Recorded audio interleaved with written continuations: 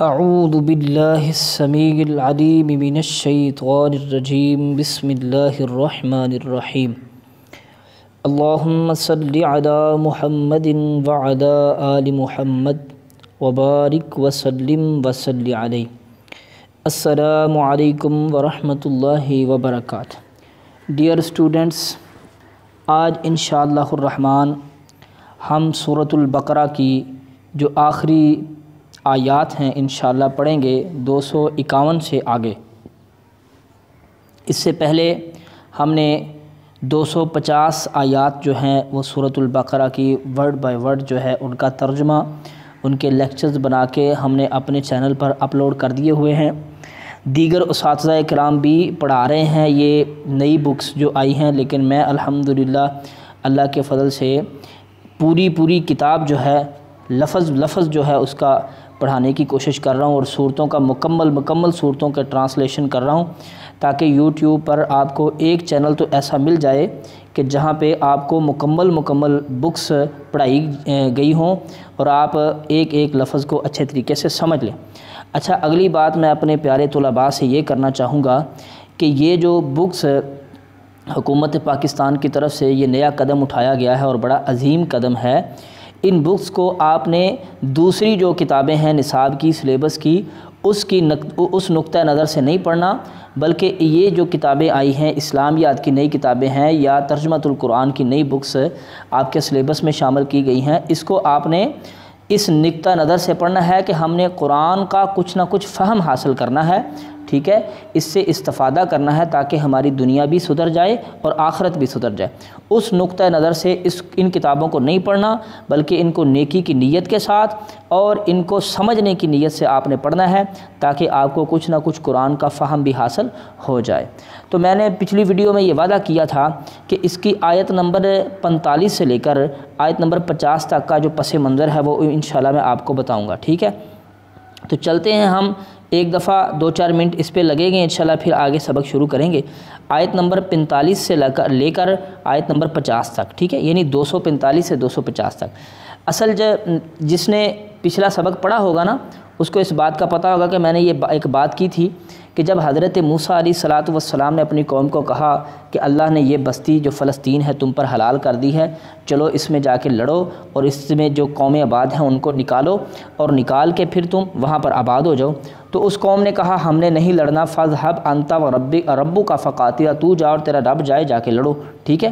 اچھا، پھر 40 برس کے لیے اس قوم کو سزا کے طور پر اللہ نے ایک ہی میدان میں گھمائے رکھا، ٹھیک ہے۔ 40 برس کے بعد پھر نئی قوم جو ہے پیدا ہوئی، انہوں نے کہا کہ اب ہم لڑیں گے، تو پھر جو ہے نا اس وقت کے نبی جو تھے حضرت یوشع ابن نون، ان کی زیر قیادت وہ لڑتے رہے، اور پھر انہوں نے فلسطین کا شہر جو اریحہ وہ فتح کر لیا، اور جب فتح کیا آہستہ انہوں نے سارا فلسطین فتح کر لیا۔ تو جب فتح کیا تو وہاں پہنچ کے انہوں نے کوئی ایک مرکزی حکومت قائم نہیں کی، بلکہ انہوں نے 12 قبائل تھے اور 12 حکومتیں قائم کر لیں، ٹھیک ہے۔ اب ظاہری بات ہے ایک مرکزی حکومت ہوگی تو پھر بہت ایک مضبوط سلطنت بن جاتی ہے، لیکن اگر علیحدہ چھوٹی حکومتیں ہوں گی تو پھر اس کی جو اتنی مضبوطی نہیں ہوتی۔ اب کیا ہوتا تھا کہ یہ 12 حکومتیں انہوں نے قائم کر دیں، اور 12 حکومتیں قائم کرنے کے بعد پھر ایک دوسرے کے درمیان لڑنا بھی شروع کر دیا، ٹھیک ہے، اور پھر دوسری مشرک قوموں کو اپنے اس وقت کے مسلمان بھائیوں کے خلاف جو ہے وہ اتحاد بنا کے مشرک قوموں کے ساتھ ان پر حملہ بھی کرتے تھے، ٹھیک ہے۔ پھر اللہ پاک نے سزا کے طور پر ان پر پھر ایسی ایک قوم مسلط کر دی کہ جس قوم نے مار کے ان کے چہروں کو بگاڑ دیا، اور پھر وہ ڈر کے جو ہے نا پھر اپنے گھروں سے اس بستی سے فلسطین سے پھر جو ہے نا یہ نکلے، ٹھیک ہے نا، نکلے ڈر کے، ہزاروں کی تعداد میں تھے، ٹھیک ہے۔ تو اللہ پاک نے یہی فرمایا تھا کہ اے میرے پیغمبر علیہ السلام، آپ نے دیکھا نہیں ان لوگوں کی طرف جو قوم بنی اسرائیل کے سردار تھے کہ انہوں نے کیا کیا، ہزاروں کی تعداد میں تھے لیکن وہ ان قوموں سے ڈرتے ہوئے ٹھیک ہے، ڈرتے ہوئے جو وہ اپنی جگہوں سے نکلے، ٹھیک ہے۔ الم تر الی الملأ من بنی اسرائیل من بعد موسیٰ اذ قالوا لنبی لہم، اس سے پہلی آیت ہے وہ اپنے گھروں سے نکلے، وہم الوف، اور وہ ہزاروں کی تعداد میں تھے، ٹھیک ہے، خرجوا من دیارہم وہم الوف، ہزاروں کی تعداد میں تھے، اپنے آبائی وطن کو چھوڑ کر نکلے، ٹھیک ہے، تو اللہ نے سزا کے طور پر انہوں نے کہا مر جاؤ، پھر زندہ کیا۔ تو تب انہوں نے پھر بعد میں کہا کہ اب ہمارے لیے ایک سردار مقرر کر دو کو ہم اس کی جو ہے نا قیادت میں لڑیں گے، ٹھیک ہے۔ تو اب ان آیات کا آپ کو سمجھ آ گئی ہوگی۔ تو پھر حضرت طالوت علیہ السلام کو اللہ نے جو ہے وہ ان کا سردار بنایا، اور اس کی نشانی کے طور پر فرمایا کہ تابوت سکینہ جو ہے حضرت موسیٰ علیہ السلام کے کچھ تبرکات ہیں، اور حضرت ہارون علیہ السلام کے تبرکات ہیں، وہ اس میں ہوں گے۔ تابوت سکینہ ملائکہ لے کے آئیں گے، یہ ہے طالوت کی حکومت کی نشانی، ٹھیک ہے۔ تو پھر جو وہاں سے قافلہ نکلا، جو ہے لشکر نکلا، تو وہاں کے اب حالات آگے انشاءاللہ ہم پڑھیں گے آیت نمبر 151 سے، ٹھیک ہے۔ میں نے وعدہ کیا تھا اور میں مختصر سا آپ کو انٹروڈکشن دیا ہے، حالانکہ 5 منٹ اسی میں گزر گئے ہیں، لیکن سوری، ان آیات کو سمجھنا بہت ضروری تھا، ٹھیک ہے۔ تو آگے چلتے ہیں، بسم اللہ پڑھتے ہیں آیت نمبر 251 سے۔ فَحَوَمُوهُمْ بِإِذْنِ اللَّهِ، تو انہوں نے اللہ کی توفیق سے اس لشکر کو شکست دے دی۔ سامنے والا لشکر کون سا تھا؟ جالوت کا لشکر، ٹھیک ہے۔ وقاتل داود، اور داود علیہ السلام نے قتل کیا جالوت کو۔ وآتاہ اللہ الحکم وآتاہ اللہ الملک، اللہ پاک نے انہیں سلطنت عطا فرمائی حضرت داود علیہ السلام کو، والحکمہ، اور حکمت بھی عطا فرمائی، وعلمہ مما یشاء، اور اللہ نے جسے جو چاہا انہیں علم سکھایا، ٹھیک ہے۔ ولولا دفع اللہ الناس، اور اگر اللہ نہ ایک دوسرے ببعض، اچھا اس آیت کو مکمل پڑھتے ہیں۔ ولولا دفع اللہ الناس بعضهم ببعض، اگر اللہ لوگوں کو ایک دوسرے کے ساتھ دفع نہ کرے، ٹھیک ہے، یعنی ایک دوسرے کو جب کوئی فساد کھڑا ہوتا ہے تو دوسری قومیں جو ہیں حق والی ان کو کھڑا کر کے اگر اللہ ان ایک دوسرے کو دفع نہ کرتا رہے تو لفسدت الارض، زمین میں فساد ہو جائے۔ ولکن اللہ ذو فضل علی العالمین، لیکن اللہ بڑے فضل والا ہے تمام جہان والوں پر، ٹھیک ہے۔ تلک آیات اللہ، یہ اللہ کی آیات ہیں، نتلوہا علیک، ہم اس پر جو ہے اس کو آپ پر پڑھتے ہیں، ٹھیک ہے، بالحق کی حق کے ساتھ۔ وانک لمن المرسلین، اور بے شک آپ تو رسولوں میں سے ہیں۔ تلک الرسول فضلنا، اب یہاں سے تیسرا پارہ شروع ہو گیا، ٹھیک ہے۔ تلک الرسول فضلنا بعضهم علی بعض، یہ رسول ہم نے فضیلت دی ہے بعض کو بعض پر۔ منہم من کلم اللہ، ان میں سے کچھ ایسے ہیں جن کے ساتھ اللہ نے کلام کی ہے۔ ورفع بعضهم درجات، اور بعد کے درجات کو اللہ پاک نے بلند کیا ہے۔ وآتینا عیسی ابن مریم البینات، اور ہم نے عطا کی عیسیٰ ابن مریم کو واضح دلائل۔ وأیدناہ بروح القدس، اور ان کی ہم نے تائید کی جبریل امین کے ساتھ۔ وَلَوْ شَاءَ اللَّهُ مَا اقْتَتَلَ الَّذِينَ مِن بَعْدِهِمْ، اور اگر اللہ چاہتا تو نہ وہ لوگ لڑتے جو ان کے بعد، من بعد ما جاءتهم البینات، واضح دلائل آ جانے کے بعد، وَلَكِنِ اخْتَلَفُوا، اور لیکن انہوں نے اختلاف کیا۔ وَمِنْهُمْ مَنْ آمَنَ وَمِنْهُمْ مَنْ كَفَرَ، ان میں سے کچھ ایمان والے بھی ہوئے اور کچھ نے کفر بھی کیا۔ وَلَوْ شَاءَ اللَّهُ مَا اقْتَتَلُوا، اگر اللہ نہ چاہتا تو وہ آپس میں لڑتے اور جھگڑتے نہ۔ وَلَكِنَّ اللَّهَ يَفْعَلُ مَا يُرِيدُ، اور لیکن اللہ کرتا ہے جو چاہتا ہے، ٹھیک ہے جی۔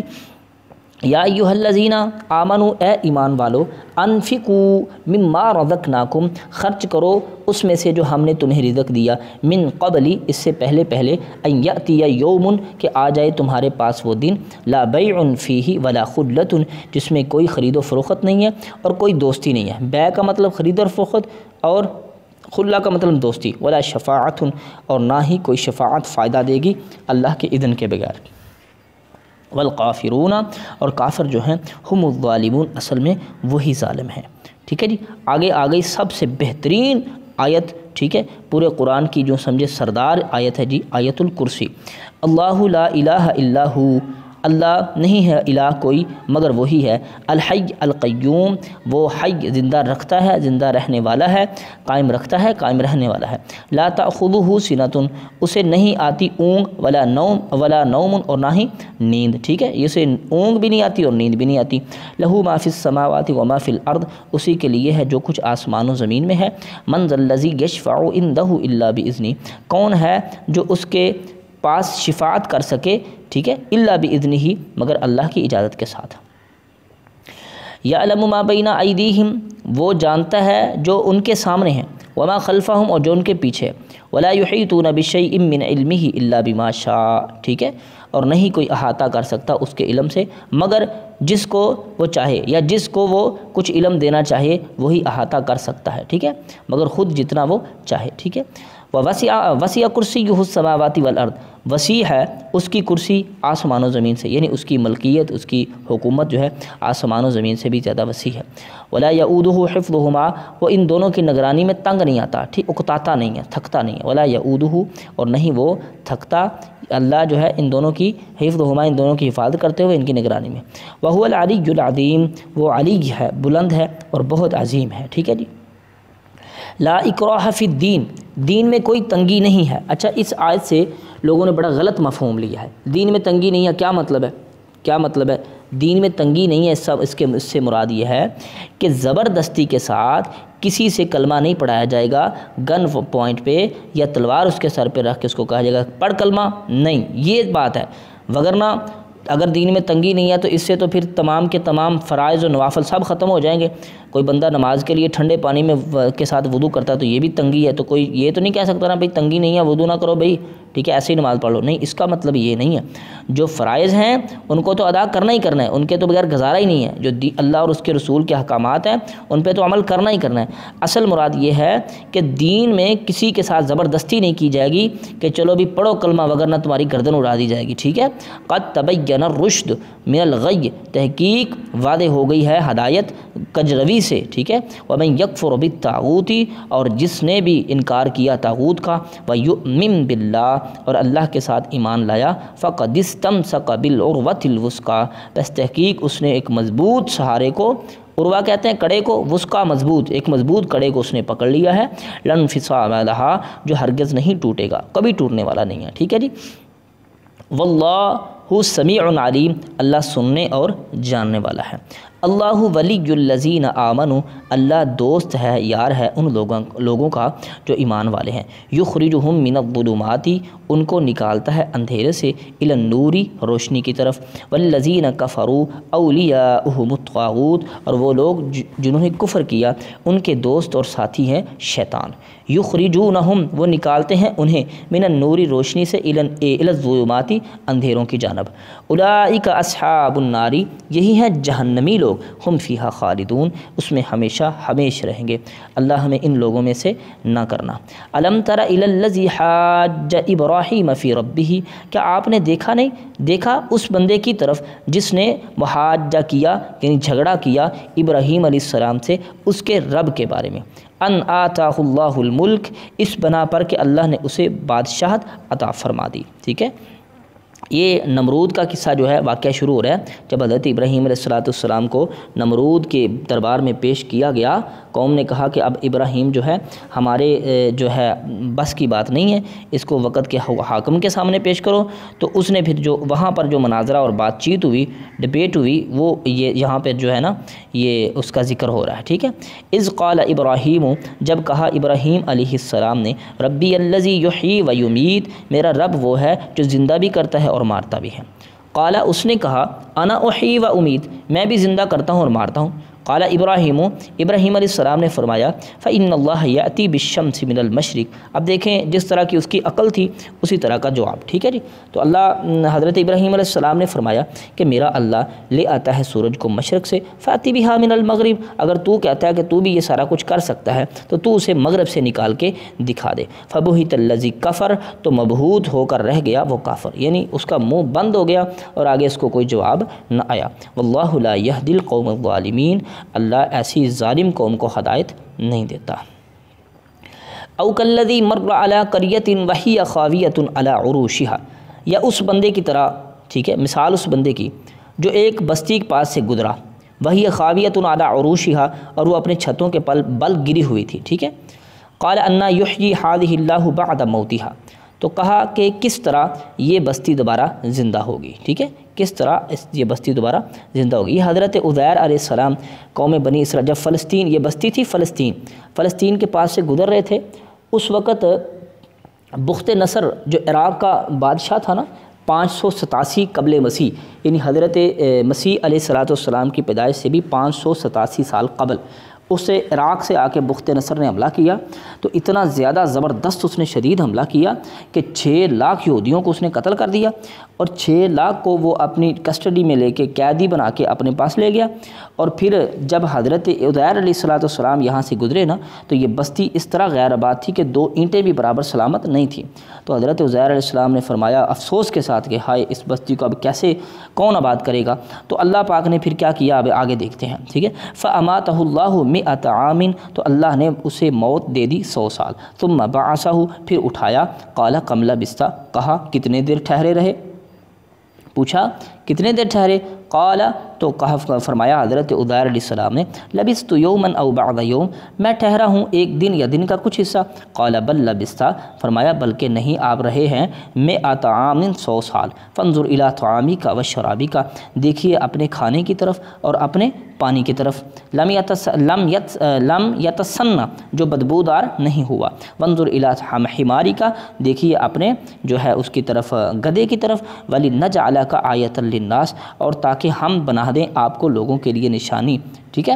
وانظر الی العظام، اور دیکھیں ہڈیوں کی طرف، کیف ننشدھا ثم نکسوھا لحما، کس طرح ہم انہیں اٹھاتے ہیں جوڑتے ہیں، ٹھیک ہے، اور پھر کس طرح ان پر گوشت چڑھاتے ہیں۔ فلما تبین لہ، جس وقت یہ چیز روشن ہو گئی حضرت عزیر علیہ السلام کے لیے، تو قال، فرمایا اعلم ان اللہ علی کل شیء قدیر، میں جانتا ہوں، سب سے زیادہ جانتا ہوں مشاہدے کے بعد کہ اللہ ہر چیز پر قادر ہے۔ اچھا، اس کے بعد پھر حضرت عزیر علیہ السلام نے توبہ کی منادی کی، توبہ کرو توبہ کرو، پھر توبہ کی، پھر جو ہے آہستہ آہستہ جو ہے نا، پھر جو بخت نظر تھا اس پر پھر کسی اور جو ہے نا حکومت نے جو حملہ کیا، تو پھر یہ بنی اسرائیل چھوٹ کے پھر واپس وہاں سے آزاد ہو کے آئی، ٹھیک ہے۔ وَإِذْ قَالَ إِبْرَاهِيمُ، اور جس وقت کہا ابراہیم علیہ السلام، اب دیکھیں یہاں سے اس ابراہیم علیہ السلام کا پھر واقعہ شروع ہو گیا، ٹھیک ہے۔ اِذْ قَالَ إِبْرَاهِيمُ، حضرت ابراہیم علیہ السلام نے کہا ربی ارینی کیف تحیی الموتیٰ، اللہ مجھے دکھائیے آپ کس طرح مردے کو زندہ کرتے ہیں۔ اچھا ٹھیک ہے۔ قال اولم تؤمن، فرمایا کیا ابراہیم آپ کو یقین نہیں ہے، آپ یقین نہیں رکھتے؟ قال بلا، اللہ کیوں نہیں، ولکن لیطمئن قلبی، اور لیکن میرا دل مطمئن ہو جائے، ٹھیک ہے جی۔ یہ اطمینان قلب کے لیے اگر کوئی بندہ اگر نبی اور یہ اس طرح کے مشاہدات نبی کے ساتھ رسول کے ساتھ ہوتے ہیں، عام بندوں کے ساتھ بہت کم ہوتے ہیں۔ ہاں جو اللہ کے ولی ہیں ان کی کرامات کا انکار نہیں ہے، لیکن اس طرح کے مشاہدات جو اللہ کرواتا ہے وہ ڈائریکٹ نبیوں کو کرواتا ہے، ٹھیک ہے۔ قال فخذ اربعۃ من الطیر، کہا کہ آپ پکڑیے 4 پرندے، فصرہن الیک، پھر ان کو منوس کر لیے اپنی طرف، یعنی ان کو پال کے سنبھال کے ان کو اپنا جو ہے عادی بنا لیجیے۔ ثم اجعل علی جبل منہن جزءا، پھر ان کو ٹکڑے کر کے ہر پہاڑ پر ایک ٹکڑا رکھ دیجیے۔ ثم ادعہن، پھر ان کو آواز دیجیے، یاتینک سعیا، وہ آپ کے پاس بھاگتے ہوئے آئیں گے۔ واعلم ان اللہ عزیز حکیم، اور جان لیجیے کہ اللہ غالب حکمت والا ہے، ٹھیک ہے جی۔ اب یہاں سے انفاق فی سبیل اللہ کے مسائل فضائل شروع ہونے والے ہیں، یعنی اللہ کے راستے میں مال خرچ کرنا ہے، کن کن لوگوں پر خرچ نہ کرنا ہے، کس نیت سے خرچ کرنا ہے، اس کے فضائل کیا ہیں، کن لوگوں کا مال خرچ کیا اللہ کے راستے میں قبول ہوگا، کن کا نہیں ہوگا، یہ ساری تفصیل جو ہے یہ میرا خیال ہے کہ کم از کم 2 رکوع ہوں گے، باقی آگے پڑھیں گے تو دیکھیں گے کہ یہ یہاں سے فضائل شروع ہو رہے ہیں۔